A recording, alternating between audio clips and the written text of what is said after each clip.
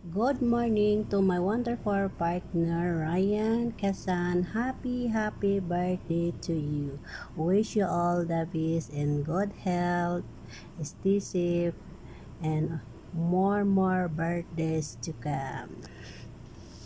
Daddy, thank you so much sa lahat ng sakripisyo mo para sa aking anak. Andyan ka lagi tuwing kailangan kanya, mas lalo na sa financial.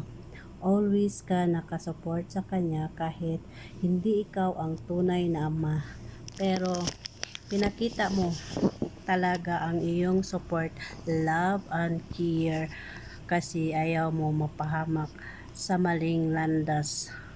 Kaya dyan ko talaga nakikita ang iyong pagmamahal para sa amin. Hindi ko akalain sa iyo na ganyan ang iyong turing para sa anak ko, na pareho tayo may mga plano para sa kinabukasan.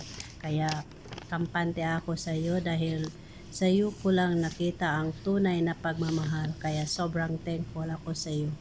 Hindi ko akalain na umabot na pala tayo ng 7 years and then 6 years in LDR natin. Kahit mag-away man tayo, away bati man tayo, pero nanaig pa rin ang ating pagmamahalan nating dalawa. At heto, meron na tayong anak na malapit na matapos sa pag-aaral. At susunod naman, daddy, ay yung anak mo na sana umuwi siya para makaaral siya ng high school. Kaya makaaral siya ng high school.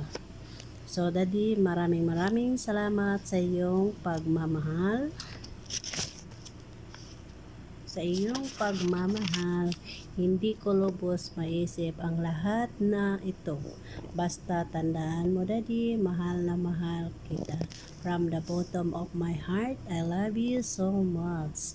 I miss you too much. Sana hindi ka magbago at hindi ka magsawa.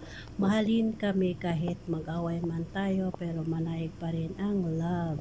Again, daddy, happy birthday to you.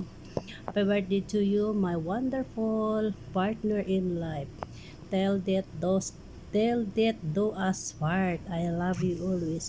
Ingat ka lagi dyan. And then, sana kung ano man yung mga pangarap natin dalawa ay matupad natin.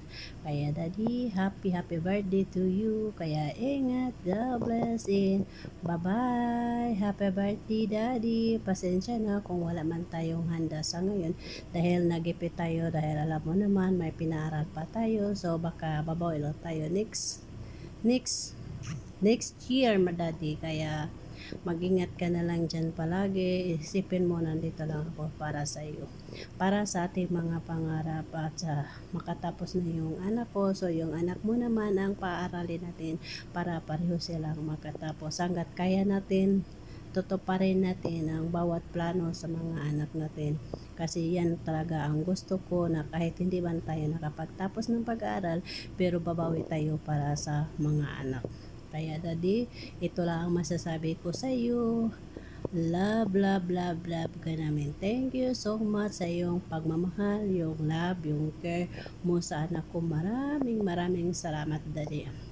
Hindi ko lubos maisip, daddy, yun pala ang lagi mong iniisip, yung anak ko na safe ba siya, at lagi mo siyang ginagabayan sa araw-araw, hindi mo siya hinayaan. Kaya maraming salamat sa iyong pagmamahal at tiwala para sa akin. Kahit mag-away bati man tayo, pero nandito pa rin tayo nagmamahal sa isa't isa. Kaya daddy, happy birthday to you. Mwah.